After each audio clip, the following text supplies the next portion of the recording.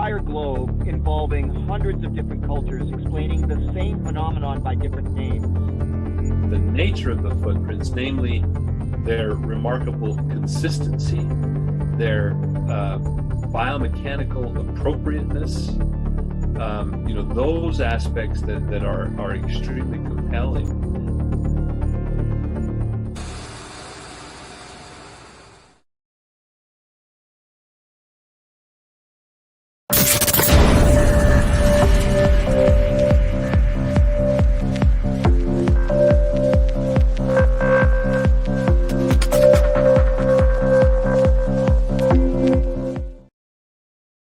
Hey everyone. Hey guys, welcome to the Bigfoot Influencers podcast. We're so happy that you're joining us again. Yeah, we're glad to be here. Glad you guys are here watching or listening, whatever platform you're on. We're just super stoked for all you guys. I say this all the time. We say this all the time. We just love it. We love you guys. We like what we're doing to share what's going on in the world. Yeah. Of this, this interesting subject that we're all involved in. So excited for our guest. Yeah, we have some excited. Great, if you guys check out a couple of our past episodes. I mean, we had Adam Davies on the last episode. Adam was amazing. I went back and re-listened to that. Just for I usually do it just to see how much I put my foot in my mouth. So. But Adam was great. Before then we had Dr. Ross Jones. Yeah. We had Brad Cannon. We just have we always have great episodes. It's because our guests. I think are we approaching our 1-year anniversary of doing the podcast? No, not yet. When is it? Do you know? I think the fall, maybe. You think it's like September, October? Yeah, okay. We're still a little ways away. We'll get there though. But we're almost there. Yeah, we're almost there. So this is, I think this is our 39th episode. So we're getting close to 52, but there's a few weeks that we missed in between. But anyway, thank you guys again for joining us. We're going to talk about our guest today. We have Paul Bowman joining us, and Paul's got a fascinating background. Right now he's an archaeologist. And we're going to let him talk about the rest of his background. That's all I'm going to tell you guys first. You're going to hear from him. And but he's got a really cool background. So, yeah, he does. So let's bring him on. Yeah. Welcome, Paul. Hey, Paul. Howdy. How you guys doing? Good to have you on the show. I'm glad to be here. Absolutely. And thank you for I know you've had some interesting things going on with with power outages and such. So I'm glad we were able to get you on. Yeah, finally. Yeah, because what is it from the heat, or what causes all of that there? We had a derecho come through on Father's Day, which is essentially a land hurricane. Okay. And 100 mile an hour plus straight line winds, sustained winds, and it knocked power out in Tulsa for about a week. Okay. So, and then of course we got hit with a heat wave 2 days later. So it's just been wild weather. Right. That's about it. Yeah. Yeah. So it's been. That's unfortunate. Yeah. Sorry to hear that. So, Paul, Dana and I were talking before you came on, and maybe yesterday. You have one of the most unique backgrounds that of people that are interested in this subject and other subjects, because you've got a diverse background. I mean, thank you for your service. You served in the Marine Corps, and then, well, I guess maybe you talk to people about that. Kind of, can you walk us through, your background? Yeah. Mm-hmm. I've actually been accused while looking for a promotion in one of the police departments I work for. They accused me of lying on my resume because they're like, this doesn't make sense. You've been all over the place. You've been a chef. You've been, an archaeologist. Explain this. And it's like, well, I really can't. I've just always sort of followed my passions, and that has always led me to a career, essentially where I could make money doing something that I love, something that I'm passionate about. And I sauteed my way through high school and part of college. But that was just a means to an end, really. Joined the Marine Corps right out of high school. And what was interesting, and to kind of keep this on track, we were all standing around one night watching the planes fly over during the Gulf War, talking about paranormal stuff, and inevitably Bigfoot came up, and I found myself kind of digging deep into the background of the 70s and 80s as a kid growing up, and all the information that I had soaked up, and I just started regurgitating all these reports from the John Green book and everything I knew, and everyone's like, wow, you know a lot about it. I'm like, well, not really. I haven't followed it since I was a kid. And then I realized I'm not a kid anymore. And now here we are, grown men, Marines in the combat zone, talking about it. And that's when I found out a fellow Marine was from Southeast Oklahoma, and he started telling stories about down there. And I was shocked. I was like, you mean to tell me that we have Bigfoot in Oklahoma? He's like, well, I can tell you what I know. So that re-sparked the interest for me in the subject matter. And then when I got home from the war, and then I got into the reserves, I started school at OU in anthropology, of course. And that's when I discovered Grover Krantz's book. And that singular pivotal moment for me is what turned the switch. Essentially, this going from a sort of a paranormal, mysterious monster kind of a subject into the realm of science and reality. And that a mainstream anthropologist was not only interested, but investigating, and had written a book about it. That was like a light bulb moment for me. So kind of set me on this path. Ended up out of archaeology after I graduated a few years later, and I ended up getting into law enforcement. Just another one of those things I always wanted to do, and it paid the bills for a while. And one thing led to another, and a divorce and lung cancer later. I ended up back in grad school and got back into archaeology as a field of for a career field, and so that's where I'm at now.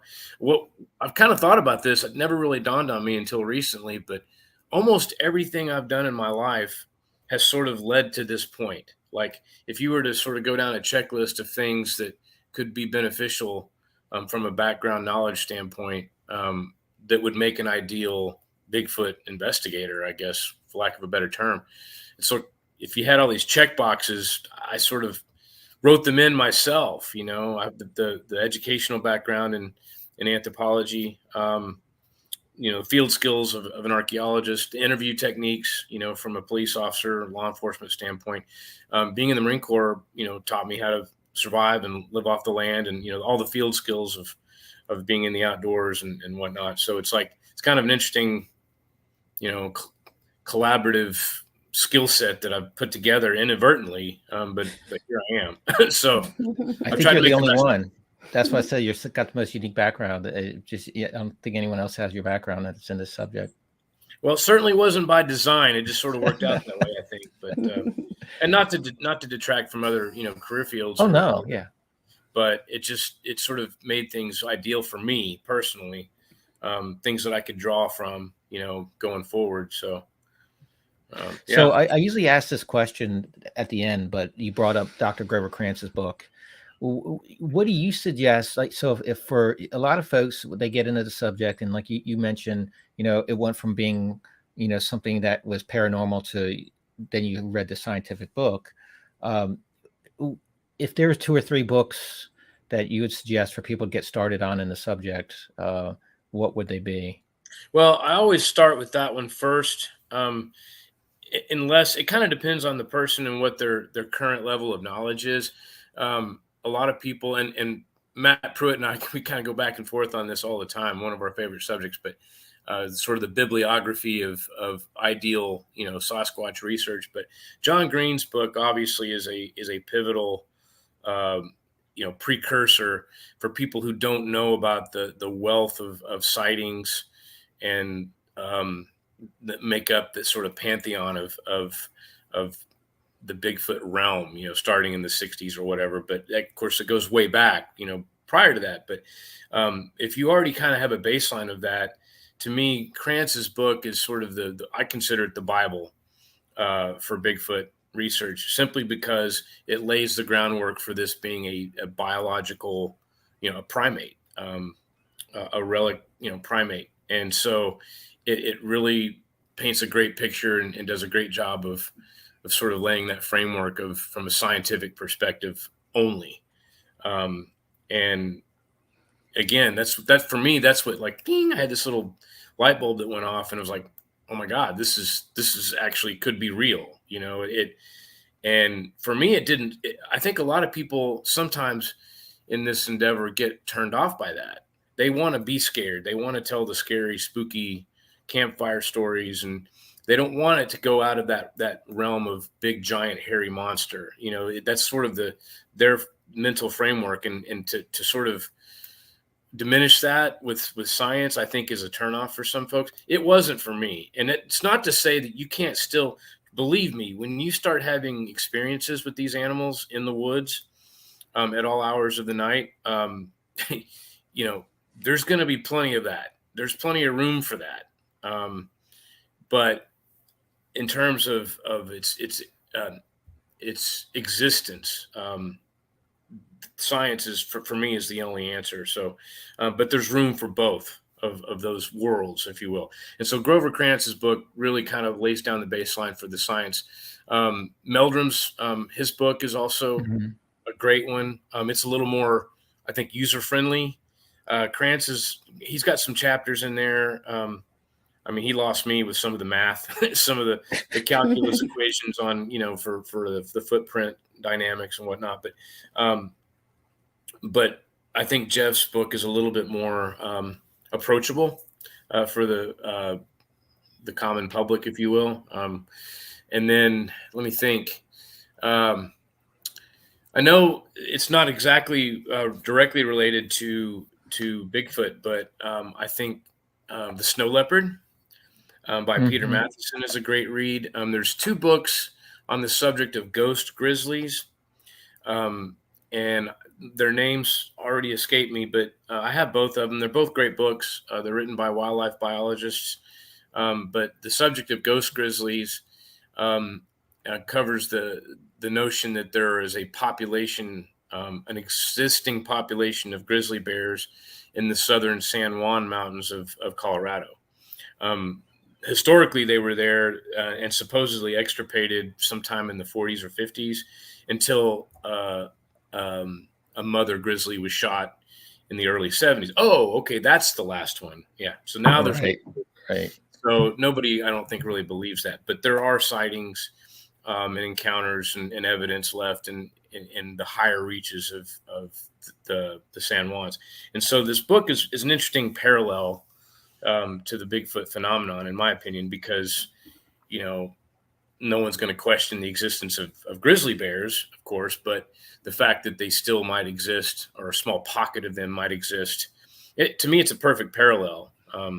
If you take on at face value that Bigfoot is real and exists, and it exists in North America, then look no further to this study on how to try to document a population of grizzly bears, in a mountain chain that's readily, accessible. And so it's a nice parallel. I couldn't help but find myself replacing the term grizzly with Sasquatch, as I'm reading and then as well about the snow leopard too, Paul. Can you get into that? Because I've always been interested in that as well. And interestingly enough, in that book, it's been a minute since I've read it, but and of course, there's been tons of well, I shouldn't say tons, but there has been field documentations of snow leopards in the wild in the last 10 or 15 years. But when the snow leopard was written, nobody had really documented these creatures in the wild. I mean, obviously you could be studied in zoos, but they were so elusive and in such remote areas of the world, there just really wasn't much research done. And so Matheson did a great job of sort of culminating all this. But he does mention the Yeti, and he mentions Bigfoot.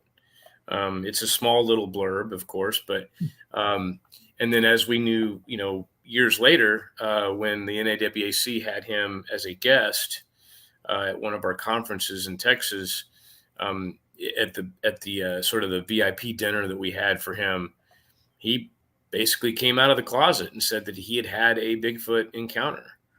And this is just a few years before, and of course, a lot of people had suspected that. I think he just wasn't ready to come public with it, but that was sort of an interesting revelation for us. And is it possible for you to share that story, Paul? That encounter of his, or it's not? absolutely not possible, because I can't remember what I had for breakfast yesterday. Oh, sorry. I just don't remember. I just know that he did discuss it with us, and he gave a speech there. We had a little banquet, for him, and sort of the capstone of our conference that weekend, and we were all just sort of in shock, but he was ready to talk, I think, and I think he was actually writing a book about it, or about some other exploits where he was going to mention it. I don't think it was ever published. He passed away a few years later. So, but it's more of a spiritual naturalist kind of perspective on the subject of elusive, mammals that live in these, remote areas that just aren't well documented. And so to me, anything written about, or any studies about the ivory-billed woodpecker, for example, the parallels to me are very, very stark. I think Matt Pruitt said the book I know is the Siberian tiger. That's another one. That's another one. Matt always recommends people to read too. And Matt does a great job of sort of encapsulating this concept, but people aren't describing, purple and white striped, three-legged,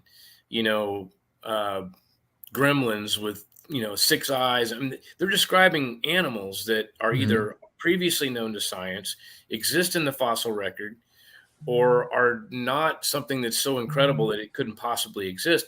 And normal people are seeing these things. And so when and especially in these cases where you have a previously documented species that may have gone extinct, and now people are still seeing them, there's no stretch. You don't have to jump to that conclusion. Well, does this thing really exist? What is it? You've already got those answers. It's just they supposedly have been wiped out. And so now the stretch is I've got to accept the fact that either they still exist or they really did go extinct.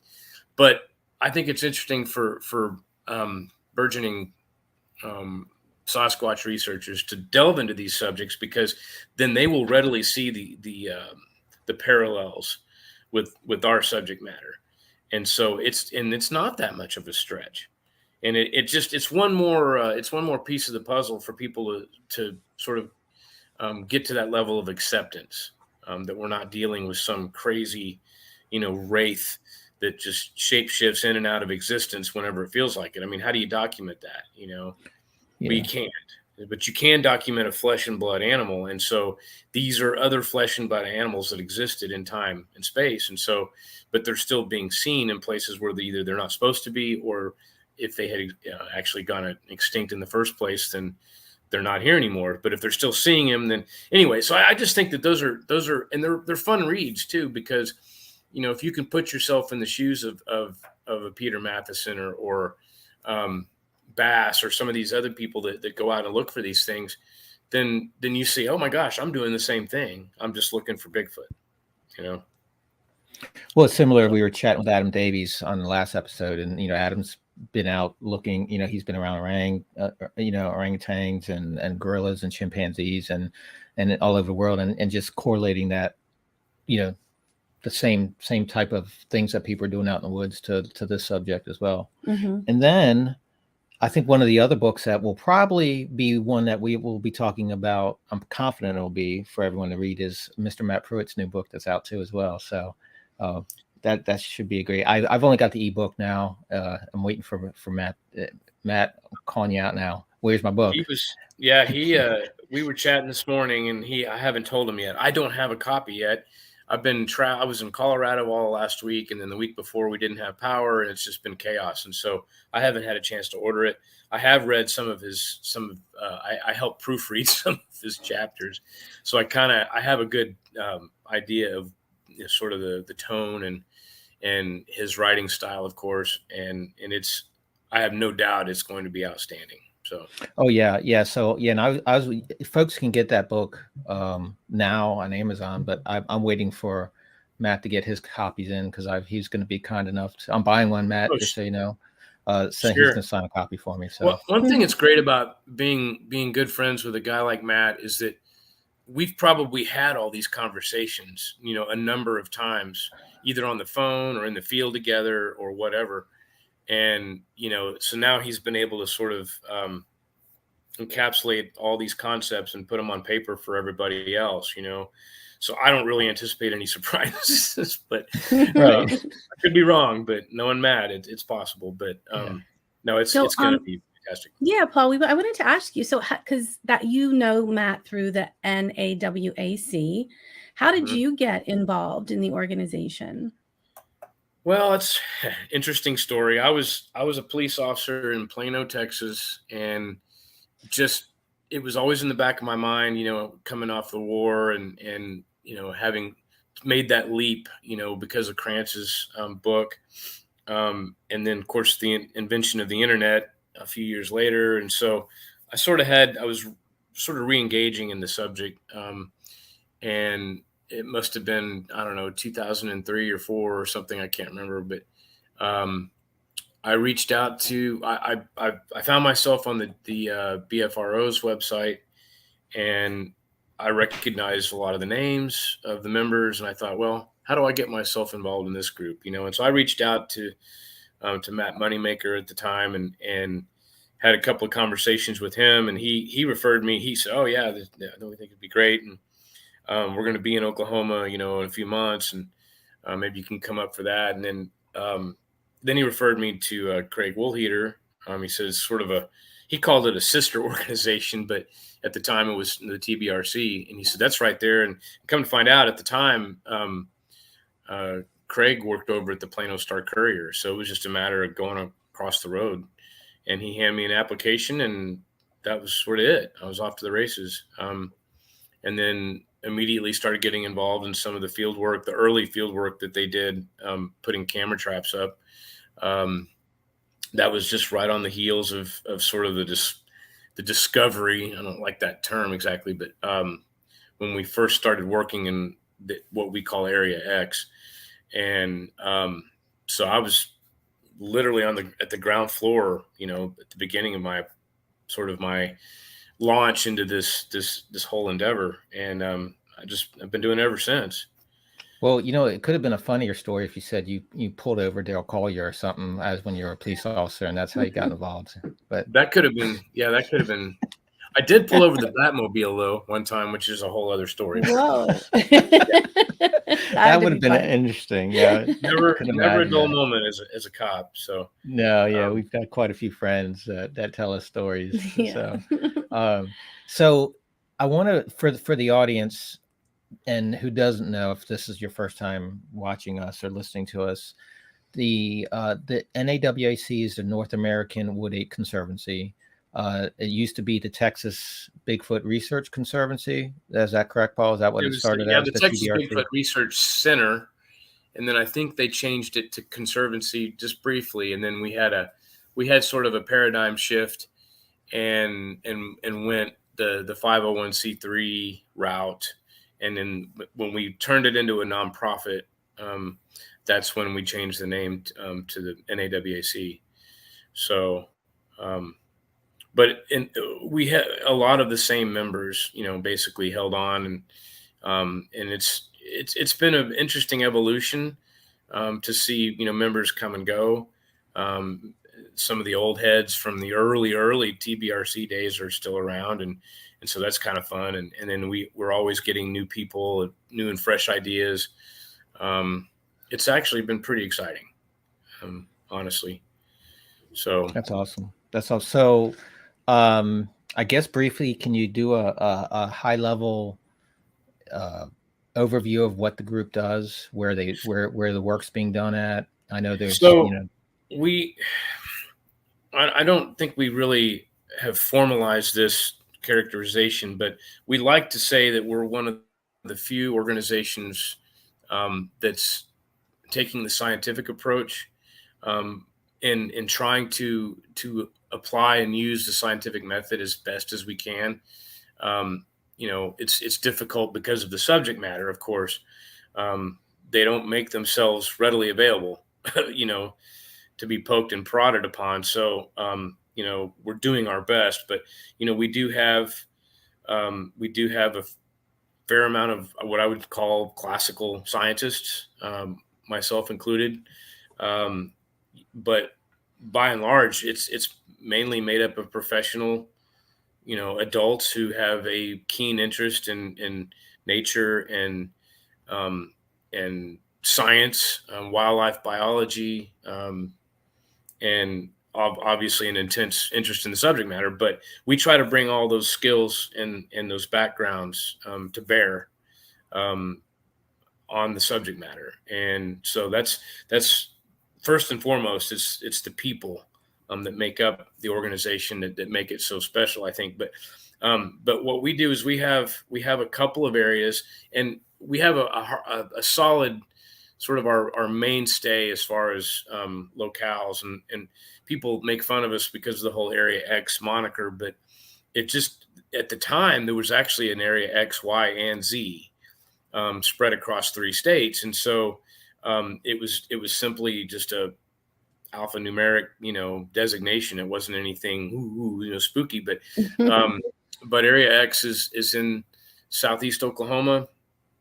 And it's a really interesting part of Oklahoma. Most people that aren't from here don't realize that we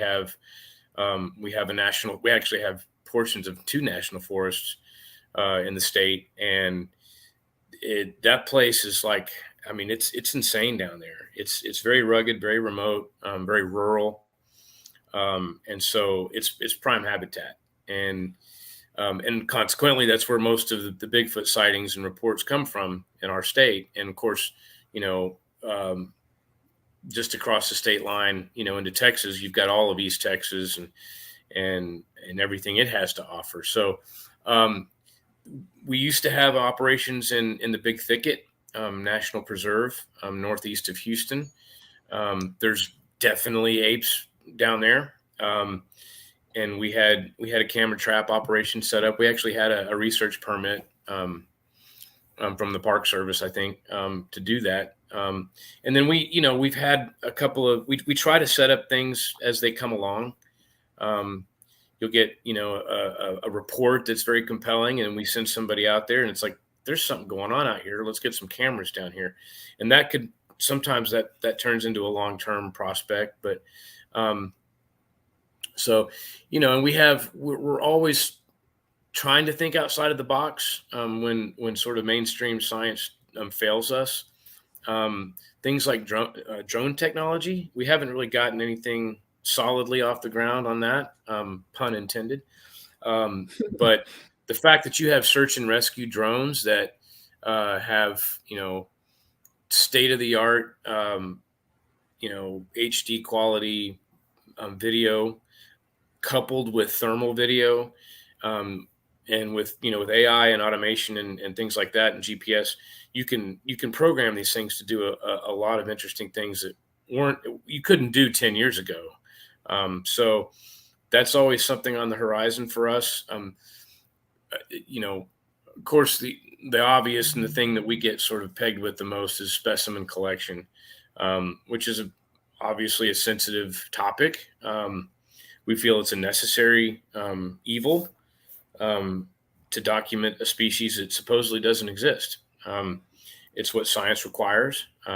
But you have a whole kind of a side subject of the technology that you could bring to bear for that. And I don't mean just calibers of weapons, but I mean, there's optics and there's tactics and all kinds. So there's a whole side thing of that. So there is a facet of our organization that focuses on specimen collection.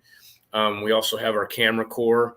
So for those who are not designated shooters, they'll shoot with a camera.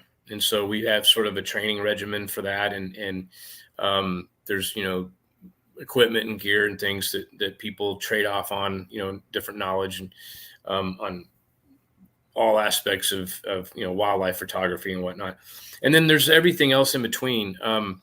It's funny because I literally used to make fun of people about cast tracking, because to me, I understand it's its worth as far as an evidentiary kind of a feature of the subject. But to me, it's like, so what? It's, I already know these things exist. Okay. I've already seen one, actually two, and have had countless encounters, both vocalizations, been hit by rock. I mean, there's just too many things to mention. So to me, a plaster cast proves nothing. I don't need it, but even then, I can't hold up a plaster cast to somebody and say, "Hey, this was made by a Bigfoot." And they go, "Oh, okay." It's just not it. And so I've always sort of kind of poo-pooed a little bit until we found a trackway of 113 plus tracks 2 summers ago, and it's like, well, shit. I guess we got to cast one now. And so all of a sudden that whole thing kind of, I had some internal egg on my face, if you will. But what we ended up doing was the way we documented it. One of my teammates that week was a geologist. And so he and I both, we've both written papers before. And of course, there's a certain aspect of my civilian job, with in regards to archaeological survey work. And so I just happened to have my field pack with me in the back of the truck. And so I thought, well, let's just document this like a archaeological site, and B, like a crime scene. And of course there's a lot of overlap there. And so that's what we did, and it turned out it turned out to be a trackway of 2 different individuals. Of course, we hypothesized it's a male and a female based on track size. They had walked in tandem together, and then split apart, and went around a structure, and then came back together at the south end of the structure and continued on. And so it was roughly about a week old, and it was challenging. It was in the heat of the summer, and one of the most humid summers I can recall in that part of the state. And so it was very challenging. And we just happened to have a small bag of hydrocal. And so we were able to get one cast out of we thought was the best track, but going from, searching for, a singular track in a piece of mud in a national forest of 120,000 acres. And now all of a sudden having over 100 footprints, and it's like, oh crap. There's so much that you can document there. And so we're always sort of, and we're trying to kind of push the envelope a little bit. In one example, in this particular case, we had gone and once we discovered the trackway, we did a little bit of initial documentation and then went back to camp with plans to come back the next day. Well, the next day when we came back, one thing I noticed is that there were 3 or 4 tracks that had fresh insect castings inside the track. And they weren't there the previous day. And so I thought, well, that's kind of strange. And I wonder what that is. And so we're still trying to figure out which exact species, but we narrowed it down to some form of a dung beetle. And so I thought, now that's kind of interesting. So out of this entire forest floor, why would a dung beetle decide to dig a hole and lay eggs or whatever they do in a track? Now, is that because of the exposed substrate that wouldn't have been made, previous to a track being left there? Did it have something to do with the animal itself? Did it have to do with the smell that the animal left behind? There's just so many questions that you could formulate based on that observation. And so, myself and a couple other members were kind of like chasing those rabbit holes.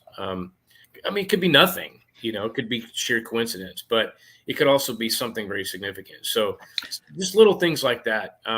We have members that are specialists in acoustics. And so they're looking at, when I say we have probably 2 years, and I mean 2 years, meaning 24/7, 365 of audio recordings of the forest soundscape.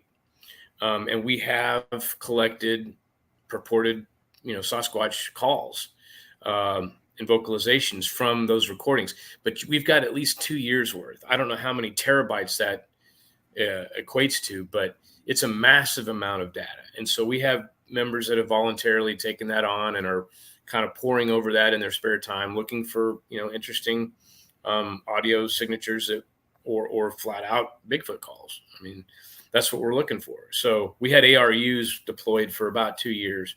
And so now we're in sort of the analysis phase of that. So we have all these sort of little interesting little pockets of research, efforts, all under the same umbrella.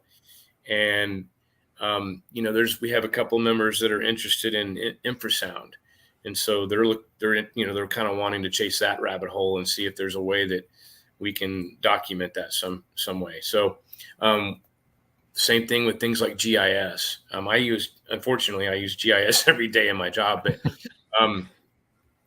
in our Tag 7 paper, and it's purely anecdotal, right? But we were able to tease out some patterns that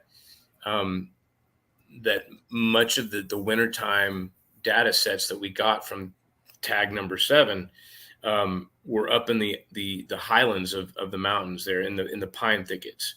And in the spring and summer, we're all down in the valleys. And so it doesn't sound like it's elementary, but it gave us some insight on what these things might do in the wintertime.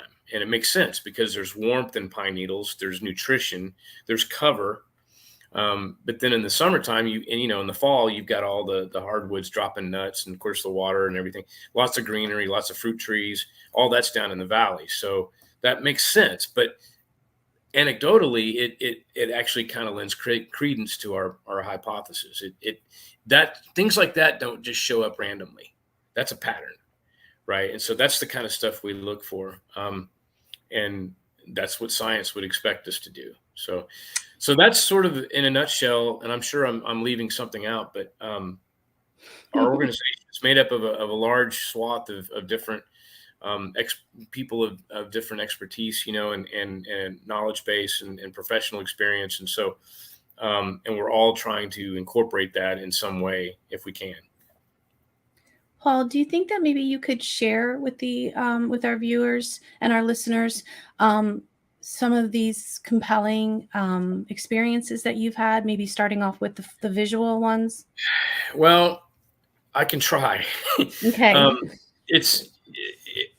I know it sounds insane, and it probably, because I'm in it, I can't really see the forest for the trees, but I try to put myself in the perspective of someone who's just getting into this, and this is all going to sound like bullshit.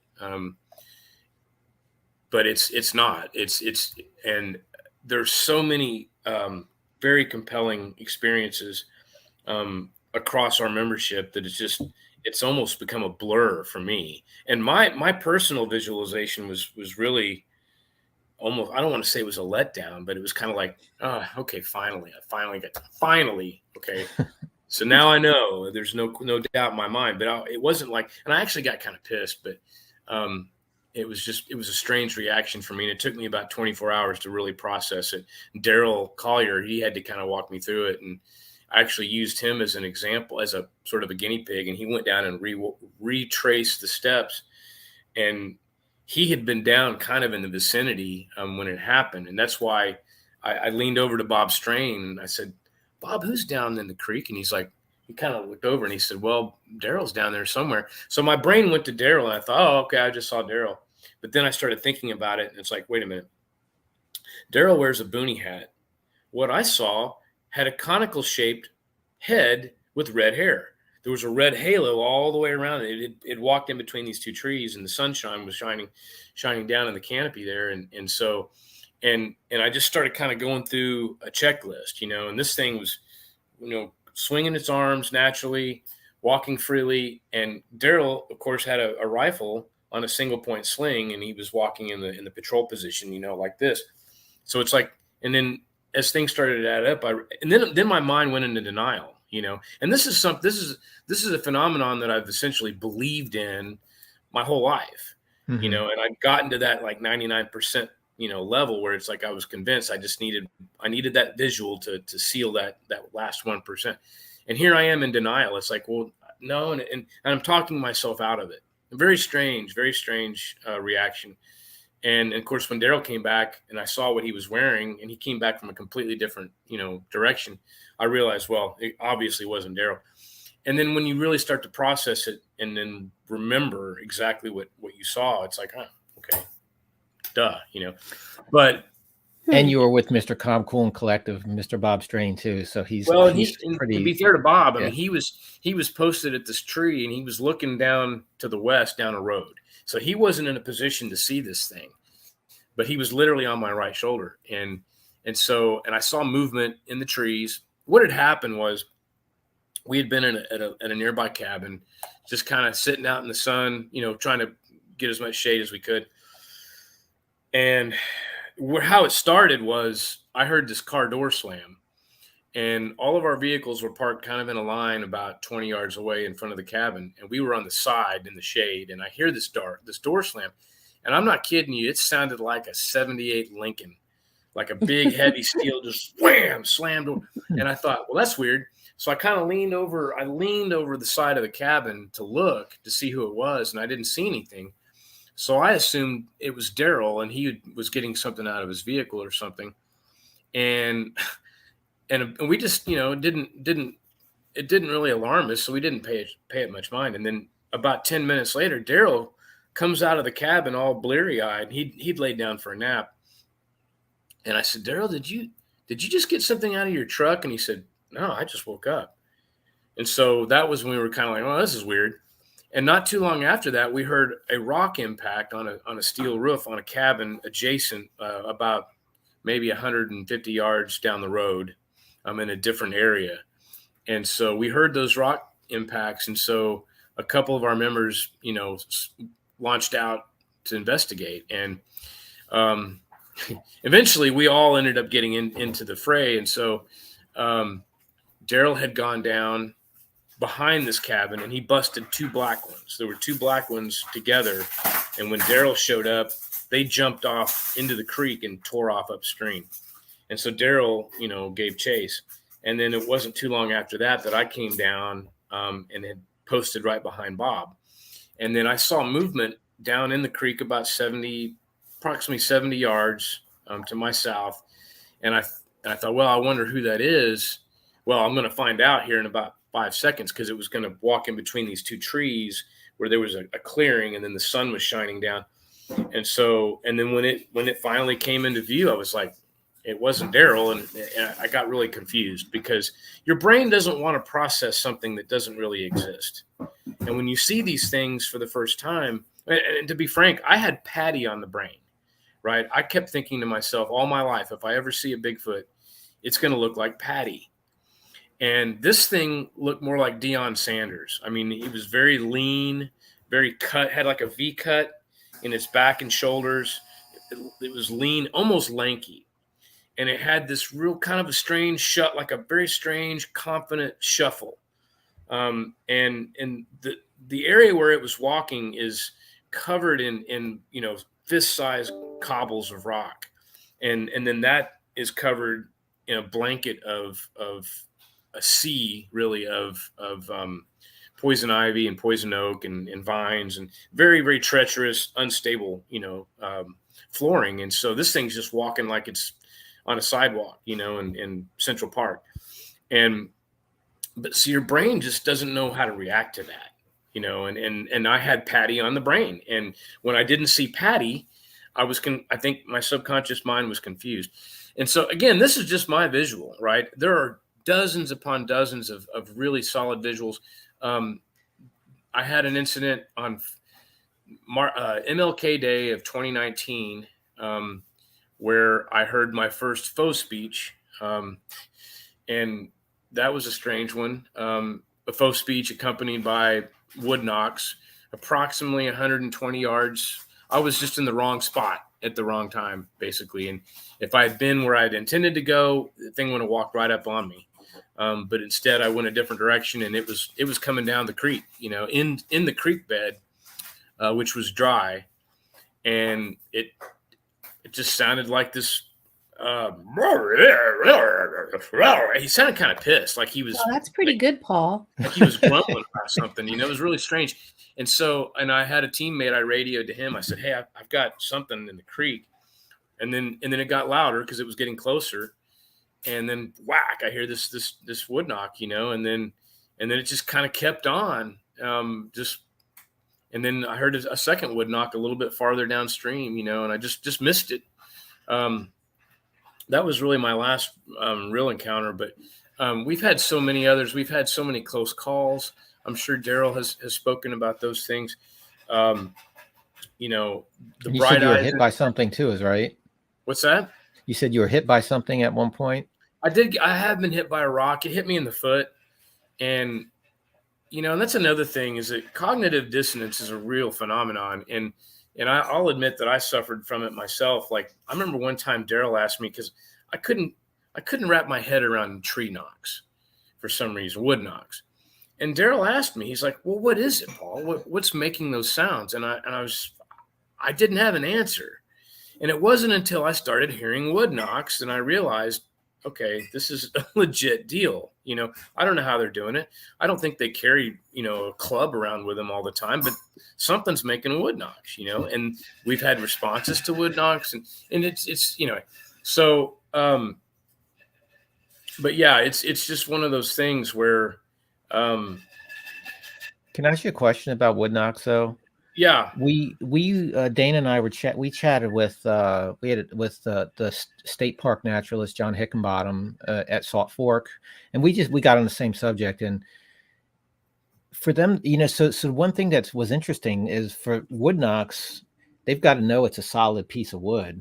So they've got to be able to find something that's, if that's what they're using, I assume that's what they're using, is so that, if they grab a old, waterlogged or something else that might just smash, and you might not hear the wood knock. I mean, have you guys put any thought to that of what they're using to make the noises?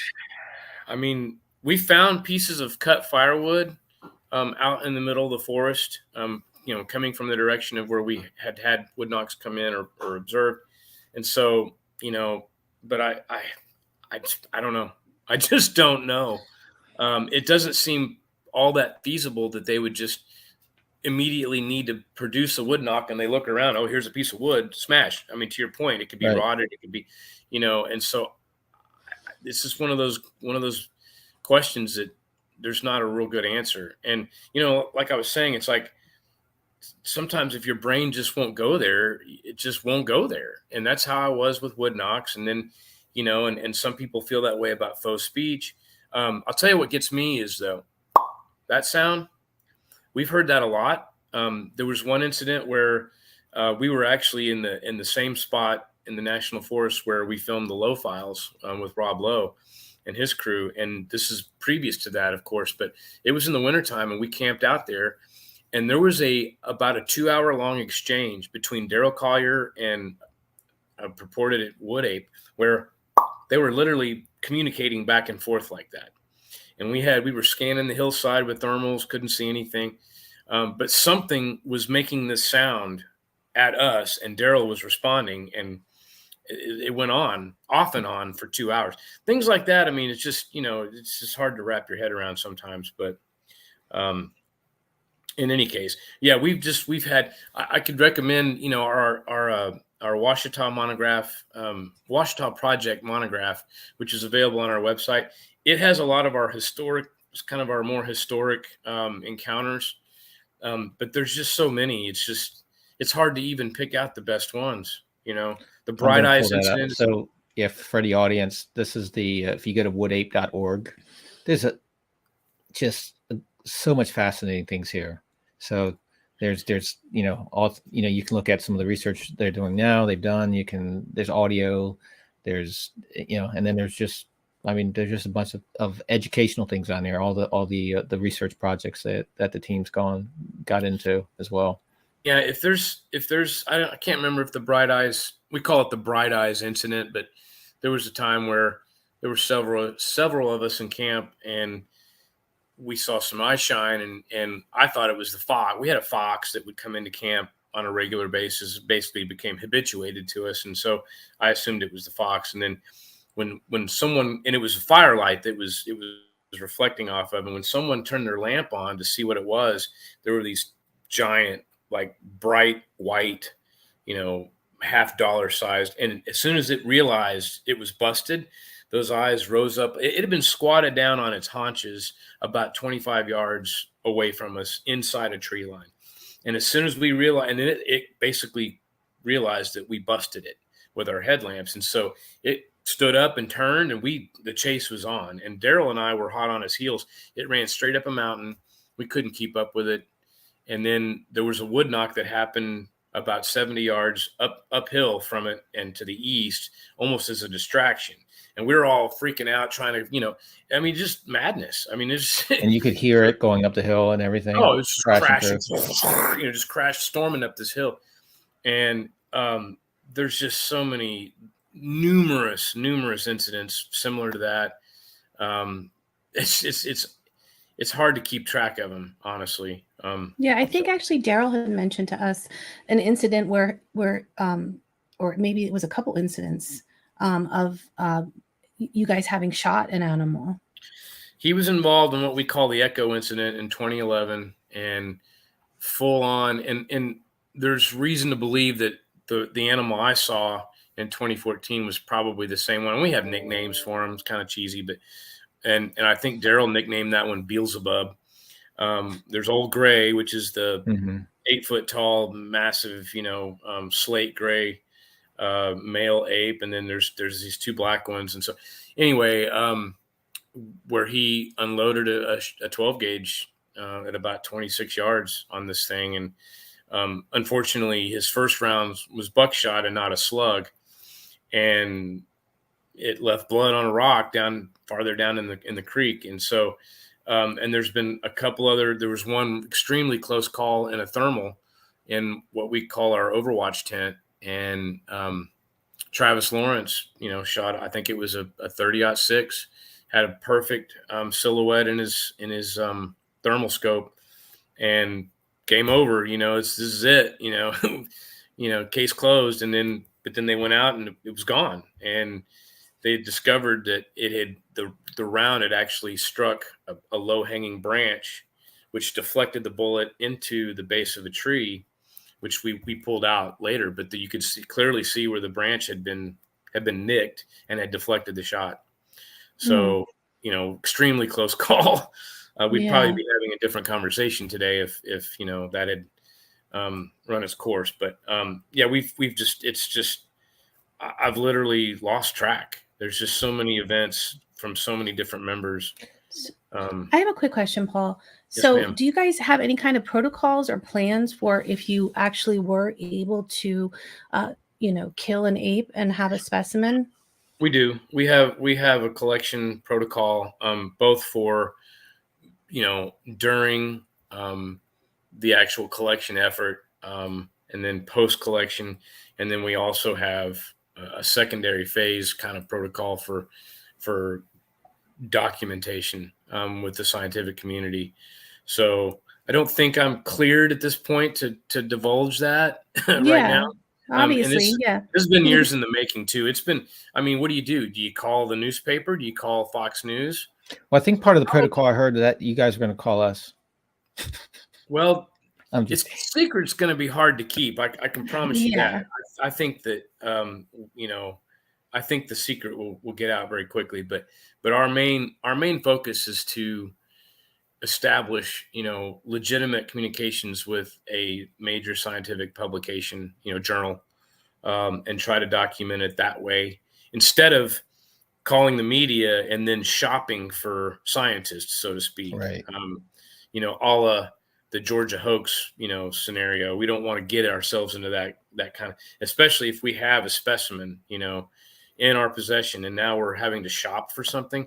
Who knows who we would end up with at the, first, it just, there's got to be a better way. And so we've researched it, and we do have a plan in place. So is there in that plan, is there a concern that maybe the specimen would be taken away from you? Well, there There is, and it depends on who you talk to. There are a lot of people that are still fairly versed in the government conspiracy type of thing, and I'm not saying that that's not possibly real, but there is a possibility that state or federal fish and wildlife authorities could come and confiscate. And so. I don't personally believe in the notion that the government knows all about them and knows who they are and what they are and has been colluding with them for, decades. I'm not prepared to buy that. And so, I could see why in some facets, well, like for my job example, I mean, it's like, we have a lot of core land that's owned by my agency. And so it wouldn't, from a managerial standpoint, it would be complicated if all of a sudden this 8-foot tall hairy biped, this primate, oh, he's real. Oh, and by the way, we have those on our land. And so it's like, but I don't believe the Corps of Engineers is going to hire a hit squad of mercenaries to go kill Bigfoot researchers to keep that from happening. That's just not, to me, plausible at all. But yeah, I wouldn't think they would come and kill you, but yeah. Well, but maybe take it away. Conspiracies run the gamut, but having our specimen, taken from us prematurely before we could actually get it out to the appropriate, scientific researchers, that could be a problem. Mm-hmm. So generalized secrecy is sort of paramount, but that is a risk, I think. Mm-hmm. For sure. So I can't believe this hour's gone so I fast. know. Although you were interested in working on your own book at some point, are you still got plans for that? And I am, and I do, and I have. Yeah, that's worth another hour. Yeah. So I'll try not to go down that rabbit hole too much here. But one thing I noticed, and this is another book, I failed to mention it earlier because I think it's separate and distinct from the Bigfoot or Sasquatch phenomenon, but that is the Almas. And Myra Shackley wrote a book in the late 80s called Still Living, which is sort of the seminal work on that subject matter. And I'm bothered by the fact that that subject matter has been sort of conflated and intertwined with the subject of Bigfoot or Sasquatch. They're not the same thing. They're not even really all that similar if you really look into it. But in a nutshell, for the listeners who aren't aware of that, it basically looks like there could be a relic population of some sort of human hominid. The prevailing thought is it's Neanderthal, although I don't particularly subscribe to that for a number of reasons. But and we're talking about in mostly in Eurasia, starting around the Black Sea and formerly Soviet Georgia, the Caucasus Mountains, the Pamirs, and the Hindu Kush in Afghanistan, Pakistan area. It's stretching all across Asia and the Himalayas over into the Altai Mountains of Mongolia and then on into Siberia. So you have this sort of large swath of Central Asia and parts of Europe where you have this extremely large collection of sightings and encounters that have been documented since the 1600s of what's described as not a Bigfoot, but a short, very lean, muscular Neanderthal-like creature. All the features really spell that out. And so, but what's happened, especially well into the 21st century, since there's not a lot of research done there on that subject, what happens is people have just sort of called, oh, that's the Asian Bigfoot, or that's the Siberian Yeti, and so everyone thinks it's just another Bigfoot in that part of the world, and it's not the same thing. And so I'm trying to document that and address that. So more details forthcoming if you're interested. We're excited about that. So also for the audience, if they want to learn about all the goings on in Area X and in North American Woodape Conservancy, pick up Valley of the Apes, Michael May's book. Definitely. It documents from from when I guess even before he got involved in the organization, but just from kind of a chronological historical account of all the fascinating things that are going on down there. So yeah, and we've been really excited about the release of his book because our story is a compelling story, and it needs to be told. And it's really hard to, sort of encapsulate all of these experiences over the last 15 years, into a soundbite. And so he's done a great job. And unfortunately, a lot of it, because of editing, ended up. I remember that was one of Mike's one of his complaints. I don't want to put words in his mouth, but essentially that well, a lot of this is repetitive. Well, that's not a problem. The fact that it's repetitive sort of lends itself that this is a real thing. This is a real phenomenon, that's happening. And so, and it shows patterns and trends and things like that. So, but he does a great job of documenting some of these sort of pivotal experiences that we've had collectively as a group. And then also, woodape.org. Our website is chock full of good information, and not just reports, but, papers and news links, and our audio files are incredible. So there's a lot of information there, and that's the best way to track, what's going on in our world. Well, that is so awesome, Paul. We are so grateful to have had you here on the podcast. Like, I really feel like I learned a lot today. Yep, this is turning into the NAWAC podcast. We love it because everyone's so fascinating. I still have plenty more to go. Yeah. So. Well, thanks for having me. I'd be happy to come back anytime. So. All right, thank you so much, Paul. Especially when that book comes out. I'll let you know. All right, sounds great, Paul. Thank you so much. Paul. Thank you. Really, really cool. Awesome. Yeah. I love. They're just. I mean, Paul and the group, especially, they're just. I love how he's bringing up, which is something that I think about a lot. And you know that because I bother you about this, about animals that were previously known or not known, and he's making that comparison because I think it is really similar. Like there's lots of situations like the Woodape, the shot, whatever it's called. It's like a wolf cat that they just recently discovered in Corsica. And then there's, how difficult it is to actually get the snow leopard on film. And, there was just recently in New Guinea, I think there was a bird, like a kind of like a guinea, what do they call them? A guinea hen? Yeah, I think that's what it was. But anyway, and they just discovered that it didn't go extinct. And so these things are happening all the time. So that was my favorite part of this podcast with Paul was, how he, is looking at it like a scientist. It's awesome. It's awesome. Yep. They're so he's got so much of his background is just super cool. It's super cool, super cool, and fascinating. So thank you guys. Thank you so much for joining us. You can go to the Untold Radio Network and like and subscribe. You can follow us. If you look up the Bigfoot Influencers on all the social media platforms or on Google, you'll find our website, Bigfootinfluencers.com. And remember, we're not the influencers.